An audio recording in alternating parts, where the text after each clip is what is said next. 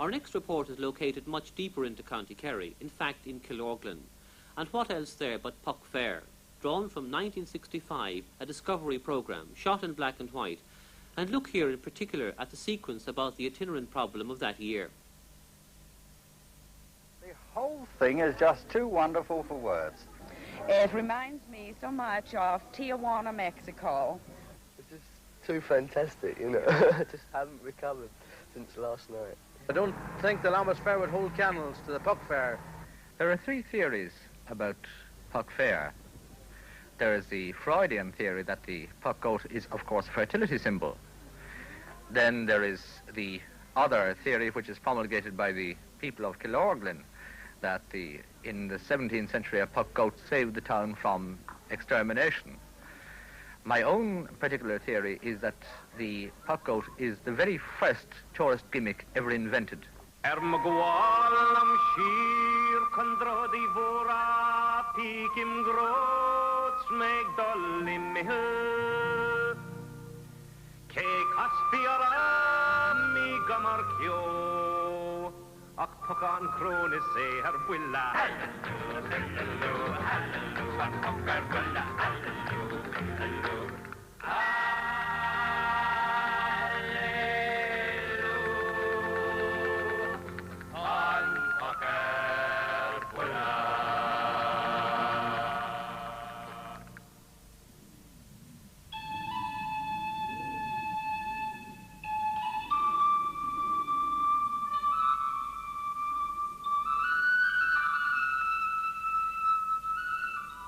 Here and there, throughout Ireland, there are places, occasions, even festivals, which echo the rhythms of an earlier way of life.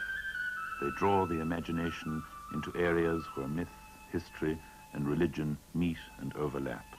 Areas where scholars speculate and ordinary people do extraordinary things for reasons they no longer understand. Every August, in the county of Kerry, the people of Killorglin town go up into the wild valleys of the Macalacuddy Reeks, and they go to find and catch the finest puck goat in the mountains, to hoist him high on a platform in the town, from which, bemused by humanity and placated by cabbage, he will, for 3 days, preside in ludicrous sovereignty over what the whole world knows as Puck Fair. These goats belong to old Sean O'Shea, whose poor livelihood they are, and who for years, and for a small consideration, has provided Puck Fair with its symbol, its 3-day king, its mythical goat.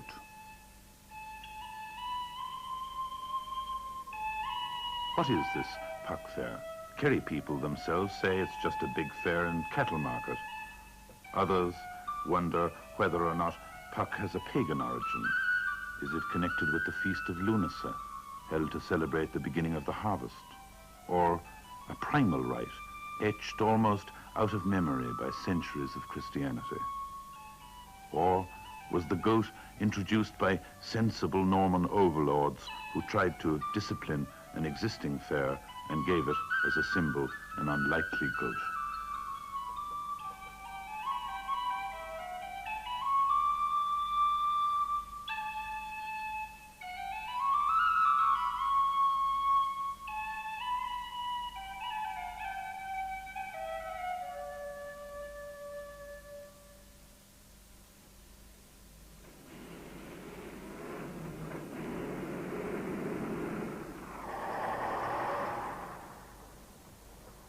Thousands flock to Killorglin for Puck Fair because their fathers and ancestors did, to sell cattle, to meet their cousins, to dance with the girls from down the road, or beyond the mountain, or even across the sea.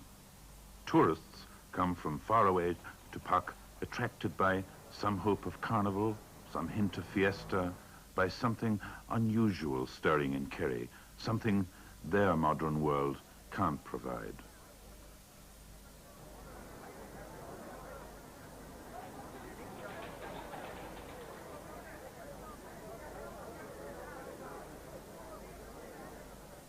The mind of Puck himself, we may assume, is free from speculation.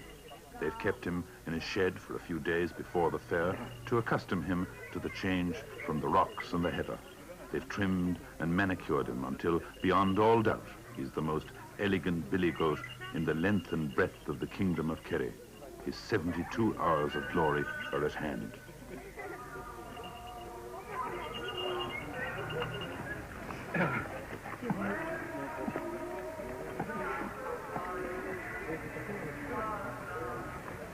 A few, at least, are concerned for the poor creature's comfort. At last, Puck is placed on his triumphal car. A historian talks of what lies behind the revels, Dr. Sean O'Sullivan.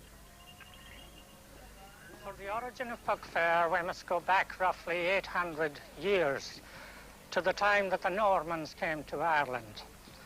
Within a couple of hundred years, they had spread their influence and control over most of the country.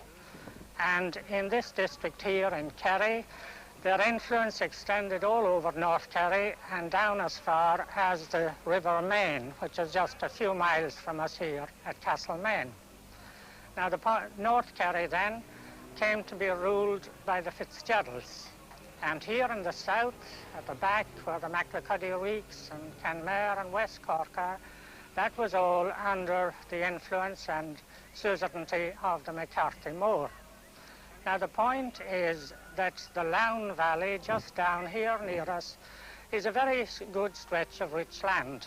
And the Geraldines, who controlled North Kerry, wanted to gain control of this valley as well. So they built a castle here in Killorglin, and that was owned later on in the year 1613 by a landlord called Jenkin Conway. Now, at that time, at the start of the 17th century, during feudal times generally, no fair could be held in any part of the Norman kingdoms except by charter from the king. So in the year 1613, Jenkin Conway of the castle here got permission from the King of England to hold a fair here in Killorglin. And that was the start of this fair that we have here now. We know nothing at all as to why a goat is put up here, but we do know that an animal was often exposed at fairs in both Ireland and other countries as a symbol. You see, when a fair was allowed to be held by charter, a symbol was always put up to mark the time at which the fair might open. And this symbol was allowed to remain up for the whole extent of the fair.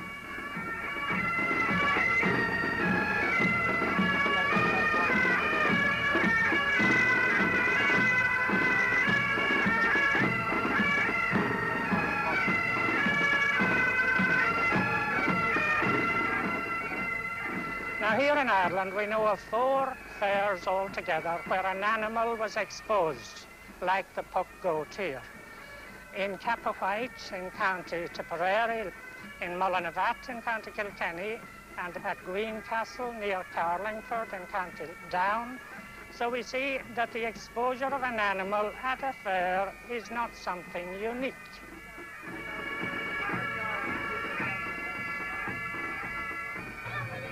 My name is Eileen Moriarty and I live in Killorglin. This is my first time being the Queen. And how did Eileen become Queen? Well, I told my daddy that if I don't be Queen this year, I will never be the Queen. And I suppose that is how I was the Queen. The first day of Puck is called the Gathering Day. The second is the Fair Day proper, while the third and final day is known as Scattering Day. The procession and coronation take place in the evening of Gathering Day. Even the Puck stand itself is black with spectators.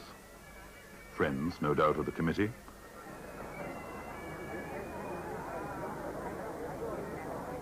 The climax of this carefully planned ritual is at hand. You might think it isn't far removed, maybe, from the pagan festivals of Lunasa, when crowds went at harvest time up to the tops of the mountains to celebrate their age-old gods. Some of these Lunasa feasts, like Crowpatrick, became Christian pilgrimages. Others, like the one associated with a hamlet called Kilgobnat, very near Killorglin, have disappeared without trace. If Puck Fair had a pre-Christian origin, then Kilgobnat was where it all began. But the most recent academic opinion is that Puck Fair has no pagan roots and that, as Dr. O'Sullivan has said, it doesn't go back beyond Norman times. All stand by as strong-armed men prepare to hoist Puck to his glory. This is the moment thousands have gathered to witness.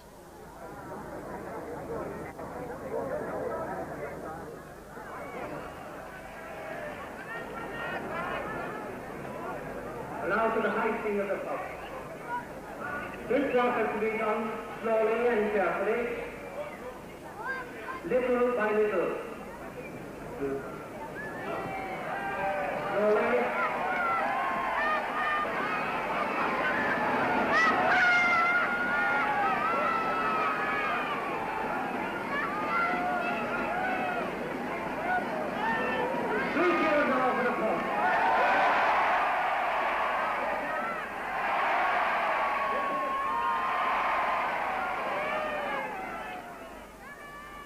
There he stands at last, all set for 3 days of solitary grandeur. And it's hurrah for the Puck so gay, for he's the powerful fella. Wind and rain don't touch his tail, for his thick hair is long and yellow. But there's little time for ballad and verse during the cattle fair of the second day. Puck Fair, after all, is basically a fair, the biggest cattle and horse fair in Kerry. Bargains are struck by hard-minded men. Business must come before revelry.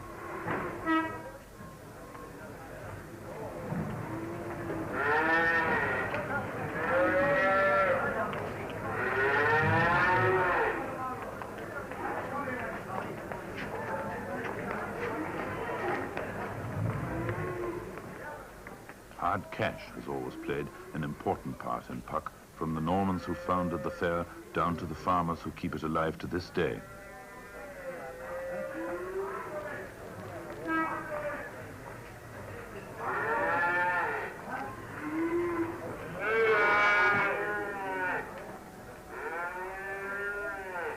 Now, if the right bargains have been struck, there might be some cash to spare, and there's no shortage of ways to spend it or lose it. All the barkers and spielers of the fairground are here. The roulette men as busy as any. It's not the wildest imaginable gambling, but maybe there's a hint of recklessness here, some slight suggestion of Puck's legendary spirit.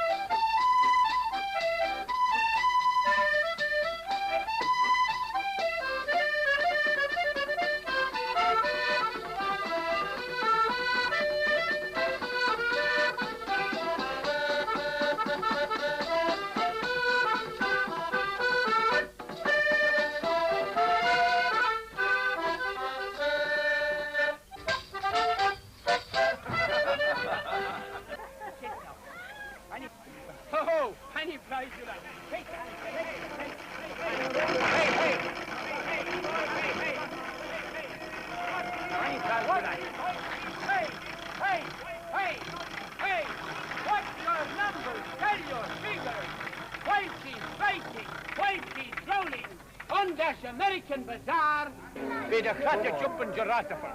You can pick or choose or select any prize you like. You have 4 numbers again for sixpence. On this American Bazaar, you can pick or choose or you can select any prize you like. Now, any prize or article that you like off at the table, bowls or stone. Now, who wants this glass? Anybody here? 4? I've got 4 lots here again. 4 lots. Much good. Fine talk will do you if you haven't got money to spend. If, for instance, the pig fair has gone against you and you're left with a litter of bonhams whose profit would have paid for the new coat your wife wants or paid the overdue installments on the tractor, there's no romance in pigs, but there's good money in bacon. The patient cart horses with luck won't have to take back the pigs they brought into Puck, but they might have to wait until their farmer owners have had a pint or two, or maybe now a turn on the helter-skelter.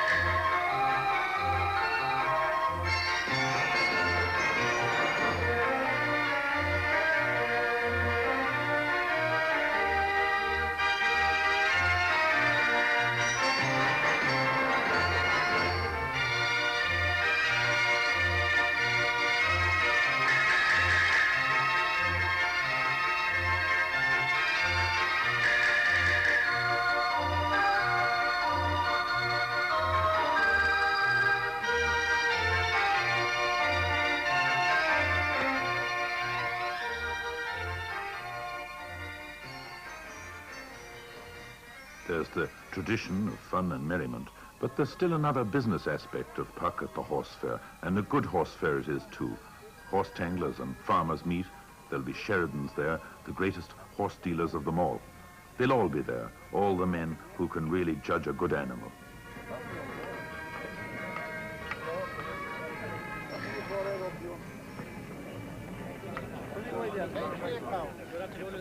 No, you won't get I it. just give 50. You won't get it. £50 the moment. £60 will be the price. Go on. You'll divide 10, Mrs. Evans.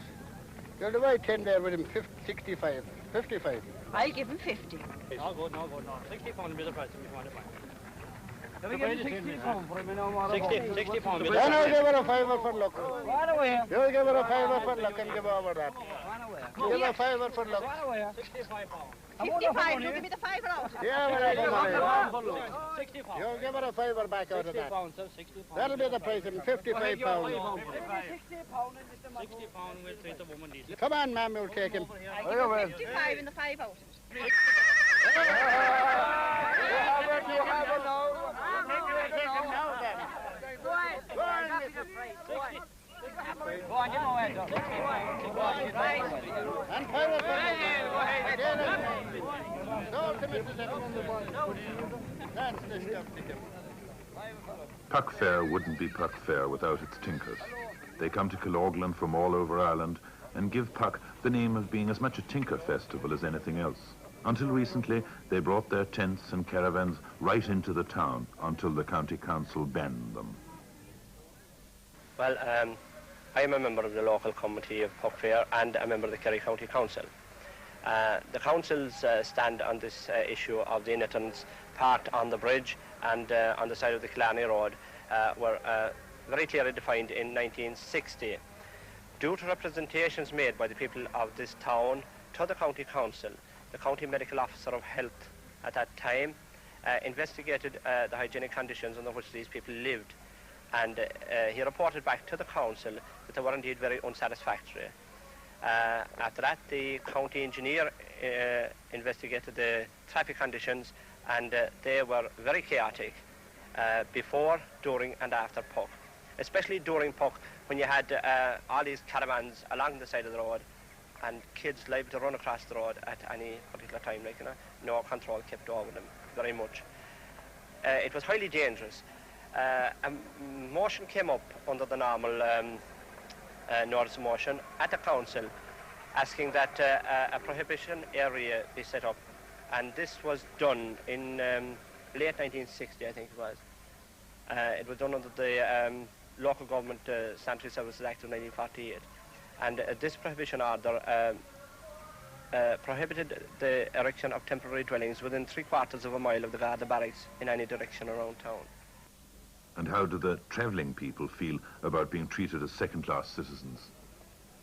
The name is Michael O'Brien. I'm a horse dealer. And this fair has a big hindrance to us with the past 5 years. At the moment now, we has already been put up on the old railway grounds in Killorglin. And from there, any other passing public is they don't see much of the caravans, or even what is going on. There know very little at all if there is any caravan to be seen. And it may not appear that way as towards the people of Killorglin because they know they're there, but it can appear in many thousand ways to the foreigner, which is visiting those places during those occasions. So we would be grateful to the people of Killorglin or to anybody which would come under that to do as to bring back this parking site to the bridge of Killorglin as we once used to be at. And what about local residents? How do they feel? The Norman family of Sir Desmond Fitzmaurice have lived round Killorglin for 700 years. You'll see their caravans in gay colours bordering the River Larne, and they were all over the place. Sometimes almost too much so. For instance, you might wake up one morning and find 20 horses in a field of turnips. Well, that wasn't, of course, quite so popular, but I suppose really the damage that was done might have been exaggerated. But in a way, I'm sorry to see so few tinkers now at Puck Fair, because they were undoubtedly a very colourful feature of the place. Well, the initterms, or the tinkers as we call them more often, they are colourful enough. They did have very colourful parades. The big problem with them is that they tend to be a little bit on the unhygienic side, like, and the local committee anyway feel that we'd like to bring the Puck Fair into modern ideas.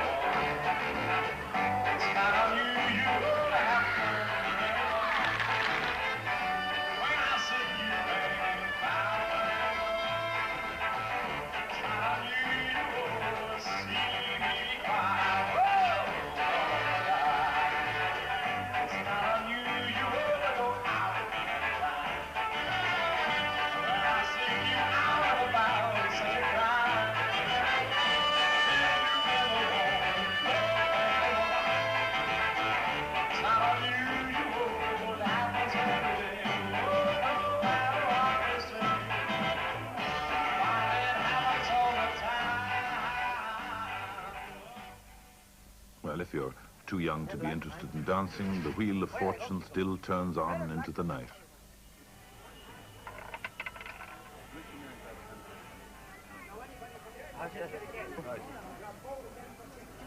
If you fancy ice cream, it's a rare delicacy at 3 a.m., but there is a more popular way of cooling off.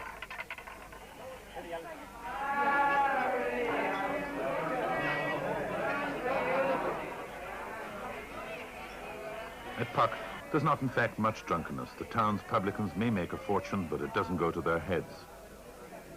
I'm a publican in Killorglin for the last 50 years. I had people in business before me. Public houses in Killorglin are open for the 3 days and 3 nights of Puck Fair. No closing. That exemption has been granted for years and years and years. There's never been any objection to it. And of course it suits us down to the ground because we are able to lay out our premises for a 3 day and 3 night trade. We employ a good many hands, and our customers are really well catered for. From the point of view of business, Puck is a very big matter to people in the town, publicans and shopkeepers. Generally speaking, the average pub would turn over as much for the 3 nights of Puck, 3 days and 3 nights of Puck, as he would turn over between 5 to 6 weeks normally. And now there's one thing about Puck Fair. Nobody ever complained about overcharging in Puck Fair. We don't add a penny extra for the 3 days of the fair to our ordinary prices. Our prices are the same throughout the fair as they are the whole year round. And I think most of the customers appreciate that. The principal reason that we don't charge any extra prices in Puck Fair is that there's an old tradition there that's going on so long that we don't think it's necessary to do it at all. We get a meal in the town today, the same as you'll get it in the middle of winter, with the same price. And it's the same with the pubs. There's no such thing as an extra penny put on anything. And I think our customers appreciate that very, very much.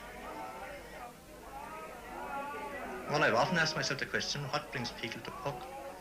And people who come always say they'll come back again. I don't know what the attraction is, but there is a different attraction.